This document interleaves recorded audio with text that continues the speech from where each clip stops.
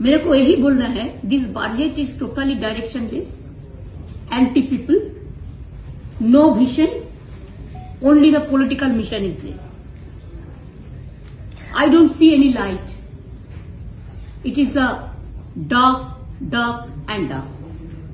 So, বাংলার ধারাবাহিক লাঞ্ছনা মঞ্চ তো আপনারা বারে বারেই দেখেছেন।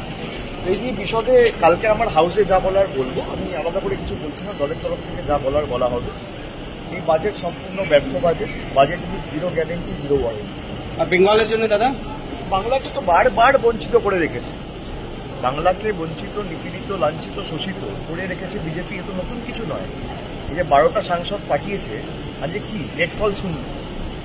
শুভেন্দু অধিকারী 4 দিন আগে যে কথাটা বলেছিল, জো হামারে সাথ হাম উনকে সাথ, তো প্রমাণ করে দিল যে নিজের সরকারকে বাঁচিয়ে রাখার জন্য বিহারকে আর অন্ধ্রপ্রদেশকে, অন্য রাজ্যকে দিক, আমাদের কোনো আপত্তি নেই, কিন্তু বাংলাকে বঞ্চিত করে রেখে নয়।